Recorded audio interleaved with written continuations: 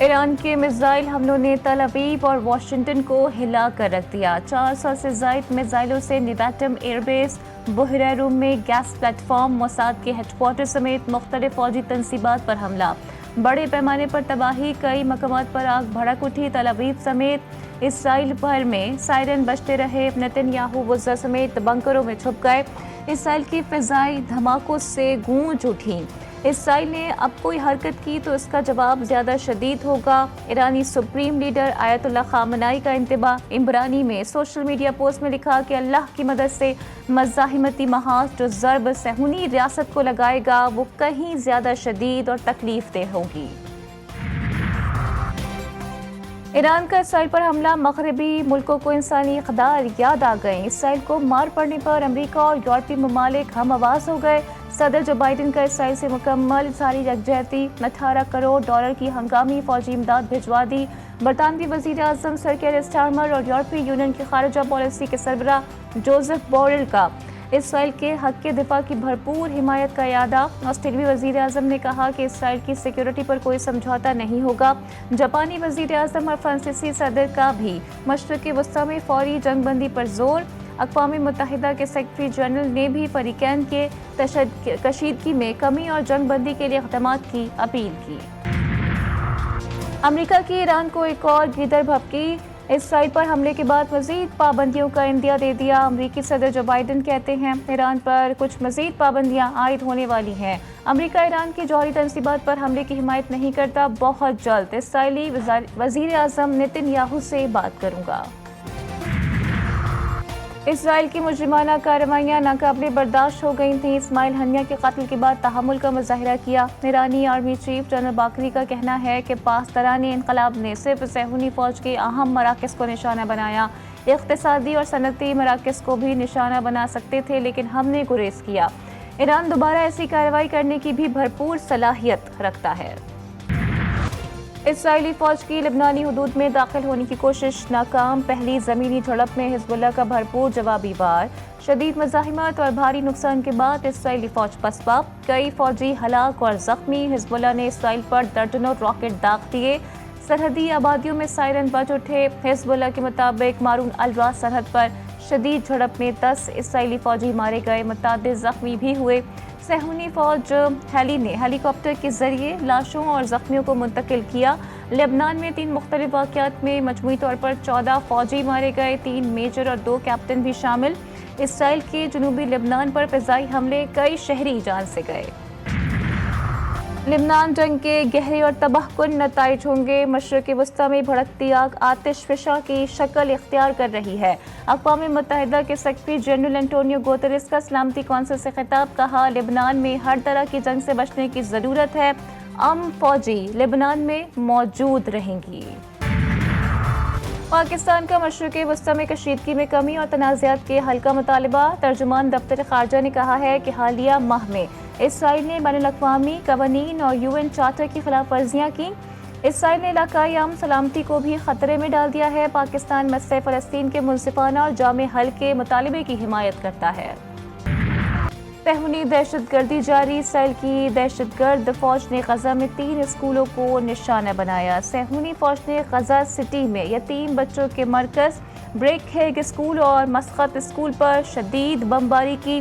خواتین اور بچوں سمیت 80 فلسطینی شہید، درجنوں زخمی۔ صہیونی فوج نے اسکولوں کو حماس کے کمانڈ سینٹرز قرار دے دیا۔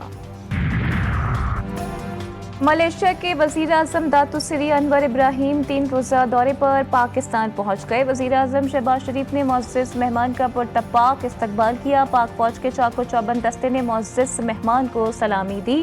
ملائیشین وزیر اعظم صدر مملکت، وزیر اعظم اور آرمی چیف سے ملاقات کریں گے۔ ملاقاتوں میں مختلف شعبوں میں تعاون اور 2 طرفہ تعلقات کے فروغ پر تبادلہ خیال کیا جائے گا۔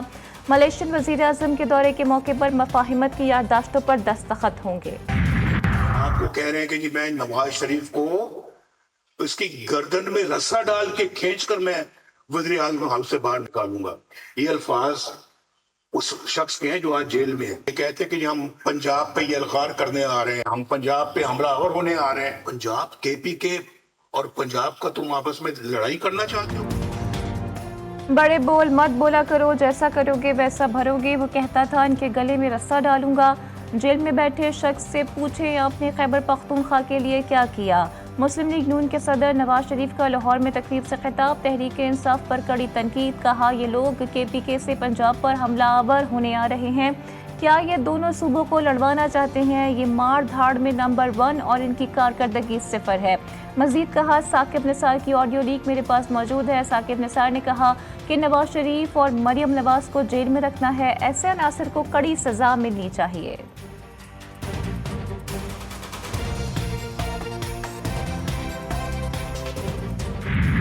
काम कर रहे हैं, दिन रात मेहनत कर रहे हैं, लेकिन अफसोस की बात है कि अपनी जिम्मेदारियां पहचानने के बजाय उनका पूरा फोकस जो है वो गालम गलोच पे, घिराओ जलाओ, आग लगा दो, मार दो, मर जाओ, पुलिस वालों के सर फाड़ने पे।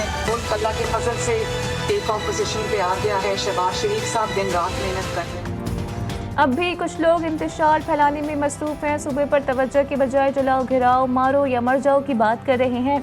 वज़ीर आला पंजाब मरियम नवाज के अली अमीन गंडापुर परवार अपनी छत अपना घर स्कीम की इफ्तिताही तकरीब से खिताब में कहा हम दिन रात अवाम की खिदमत कर रहे हैं। मुल्क टेक ऑफ करने की पोजीशन पर आ गया है, मगर वो जिम्मेदारियों पर तवज्जो के बजाय गालियां दे रहे हैं। पीपल्स पार्टी मिलिट्री कोर्ट्स के हक में नहीं, सदारती माफी का अख्तियार हमारे पास है।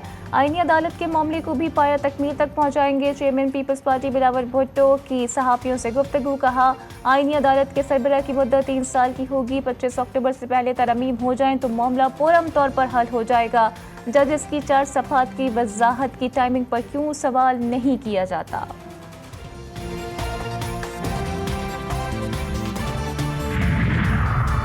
मुस्लिम लीग नून के रहनुमा सेनेटर इरफान सिद्दीकी की मौलाना फजलुर रहमान से मुलाकात। मुल्क की मजमूई सियासी माशी सूरत हाल पर गौर। मुजव्वज़ आईनी इस्लाहाती पैकेज पर भी तबादला ख्याल। ज़राए के मुताबिक इरफान सिद्दीकी ने नवाज शरीफ का खुसूसी पैगाम मौलाना को पहुँचाया। मीडिया से गुफ्तगू में कहा 63A के मुताबिक पार्टी के खिलाफ वोट देने वाला दी सीट हो जाएगा। आइन साजी पार्लियामान का इख्तियार है। हम नहीं चाहते कि मौलाना फजलुर रहमान के बगैर तरमीम हो। आइनी तरमीम का किसी शख्सियत से कोई ताल्लुक नहीं। मुनहरे फ़रक़ीन के खिलाफ सियासी वाबस्तगियों के केस की समाअत। प्रैक्टिस एंड प्रोसीजर कमेटी के इजलास में जस्टिस मंसूर अली शाह नहीं थे। बैरिस्टर अली ज़फ़र का एतराज़। लार्जर बेंच ने एतराज़ात को मुस्तरद कर दिया। चीफ जस्टिस ने कहा कि अली ज़फ़र आप जजेस का इंतखाब खुद नहीं कर सकते, ऐसा तर्ज अमल तबाहकुन है। आपने बार की जानिब से कभी शफाफियत की कोशिश क्यों ना की। सैयद मुस्तफ़ीन काज़मी बोले ये सब गैर कानूनी बेंच है, ये सब क्या हो रहा है, सुप्रीम कोर्ट बार का इस केस से क्या ताल्लुक है। जिस पर चीफ जस्टिस बरहम हो गए। कहा बैरिस्टर अली ज़फ़र साहिब ये क्या हो रहा है, आप आएँ और हमें बेइज्जत करें, हम ये हरगिज़ बर्दाश्त नहीं करेंगे। अली ज़फ़र की बानी PTI से मुशावरत की इस्तदा मंजूर। चीफ जस्टिस ने फौरी मुलाकात के लिए अहकामात जारी कर दिए। वज़ीर आला KPK से PTI पार्लियामेंटेरियंस की मुलाकात 4 अक्टूबर को इस्लामाबाद। पुरअमन एहतजाज के इंतज़ामात और तैयारियों पर तफसीली मुशावरत। अली अमीन गंडापुर ने कहा KPK के काफ़िले एक मुनज़्ज़म अंदाज में इस्लामाबाद पहुँचेंगे। पुरअमन एहतजाज हमारा आईनी और जमहूरी हक है, ये हक हम ज़रूर इस्तेमाल करेंगे। अवाम इनके तमाम कामों और इक़दामात को गलत समझ रहे हैं। ये आईनी तरमीम के नाम पर PTI को कमज़ोर करने की कोशिश कर रहे हैं। फैसलाबाद में तहरीक इंसाफ के कारकुनों का एहतजाज। घंटा घर चौक पर पुलिस और कारकुनों में झड़पें, पुलिस की शेलिंग। दफ़ा 144 की खिलाफ वर्जी पर पुलिस का सख्त एक्शन। 8 MPA समेत 1000 से ज़ायद कारकुनों को हिरासत में ले लिया गया। कचहरी बाजार में भी पुलिस और कारकुनान आमने सामने। पुलिस की शेलिंग के जवाब में कारकुनों का पथराव। सिक्योरिटी फोर्सेस दहशतगर्दों की सरकूबी के लिए पुरअज़्म। बलूचिस्तान के इलाके हरनाई में कामयाब ऑपरेशन। BLA के 6 शरपसंद हलाक। मारे गए दहशतगर्द सिक्योरिटी फोर्सेस और मासूम लोगों पर बराह रास्त हमलों में मुलव्विस थे। फैसलाबाद में कातिल लुटेरों ने दौरान वारदात पुलिस एहलकार की जान ले ली। कांस्टेबल नदीम ड्यूटी खत्म करके घर वापस जा रहा था। डाकू ने लूट मार के दौरान मज़ाहिमत पर फायरिंग कर दी। CPO फैसलाबाद का नोटिस। SSP ऑपरेशन से रिपोर्ट तलब। सादिकाबाद में कच्चे के डाकू बेलगाम प्रॉपर्टी डीलर ताहिर महमूद को अगवा के बाद तावान की अदम अदायगी पर कत्ल कर दिया गया। लाश शिकारपुर के कच्चे में फेंक दी। 6 रोज कबल अगवा किए गए मजीद 2 नौजवानों के वर्सा को भी तावान की कॉल। रिहाई के बस 1.5 करोड़ तावान का मुतालबा। मौकवी के वालिद की बेटे की रिहाई के लिए हुकूमत से मदद की अपील। पाकिस्तान क्रिकेट बोर्ड ने बाबर आजम का इस्तीफा मंजूर कर लिया। बोर्ड की जानिब से जारी बयान में कहा गया कि पीसीबी पहले भी बाबर आजम को सपोर्ट करता था और आइंदा भी करेगा। बाबर आजम ने इस्तीफा क्यों दिया, वजूहात सामने आ गई।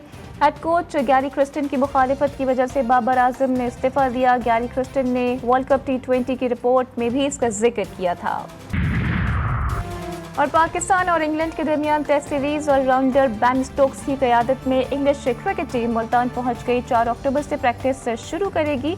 दोनों टीमों के दरमियान पहला मैच 7 अक्टूबर को खेला जाएगा।